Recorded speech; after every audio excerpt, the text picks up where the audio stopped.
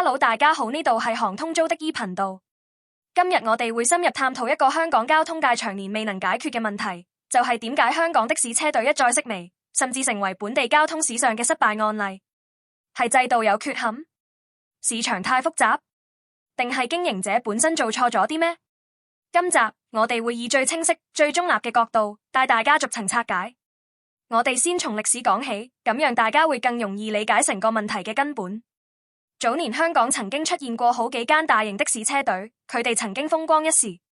當時啲車隊運作方式非常工廠化，公司統一擁有車輛，司機好似上班族一樣打卡上更、收更、交還車輛。聽起嚟有秩序又專業，但問題好快浮現。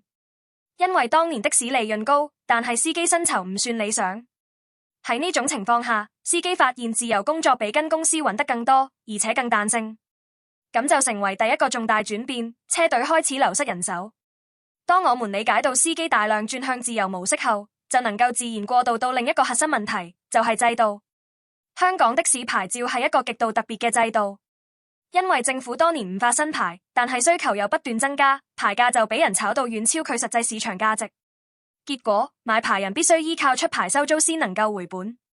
當成個行業先天被綁死喺牌照價值之上，營運車隊嘅成本亦被推到唔合理嘅水平。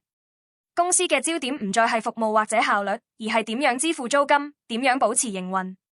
呢啲壓力喺任何一個行業都會令人難以創新。隨住制度問題越變越沉重，香港又迎嚟另一個衝擊，就係網約車嘅出現。當 Uber 開始普及，香港乘客第一次體驗到透明收費、即時配對、整潔車廂同更好嘅服務態度。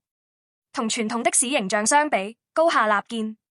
拒載、擾路、車身殘舊，一直被批評嘅問題喺網約車面前變得更加明顯。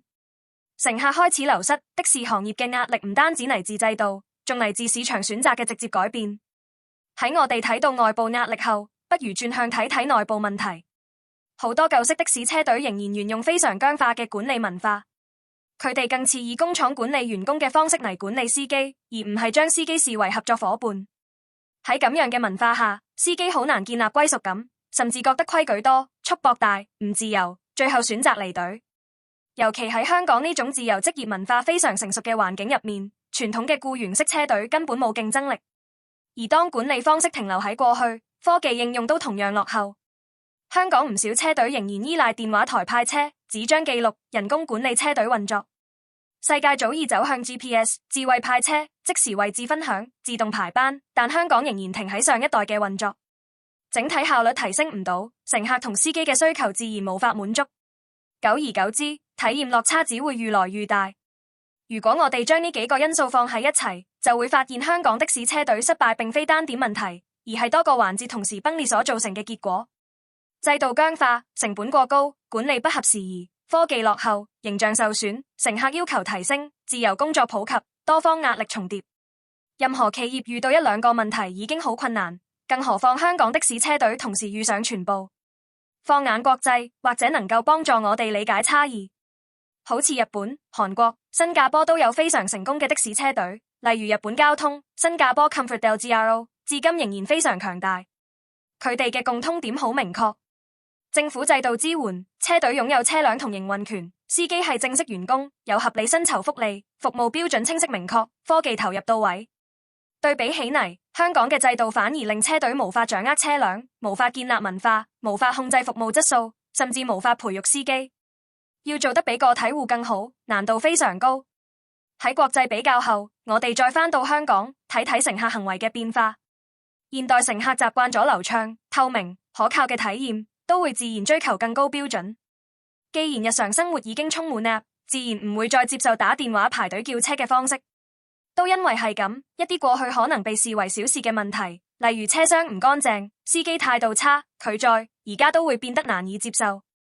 尤其當市場出現替代選擇時，傳統的士就更加被動。而當市場環境已經徹底改變，香港嘅制度同車隊文化反而原地踏步，車隊就自然失去重新建立競爭力嘅機會。今天如果有人想重新打造大型的士車隊，其實並唔係冇可能，但需要強大嘅制度支撐，需要控制車輛，需要技術平台，需要人才培訓，需要重新定義司機待遇，都需要重塑乘客信任。呢啲都唔係單靠一間公司或者一個 App 就能夠做到。講到呢度，我哋可以做一個總結。香港的士車隊之所以會失敗，係由多個因素交織而成嘅結構性問題，包括牌照制度錯置、公司營運成本過高、管理文化過時、科技應用落後、乘客需求轉變、網約車衝擊、自由司機文化，以及長期累積嘅服務形象問題。每一項都足以造成壓力，而香港啱啱好同時遇上所有難關。如果香港真係希望未來重新建立健康的士車隊模式，改革一定要從制度開始，包括點樣降低營運成本，點樣提升服務標準，點樣保障司機收入，點樣賦予車隊更多管控能力，點樣令乘客重新信任的士服務。否則，唔理邊個嚟嘗試，最終都可能重蹈覆轍。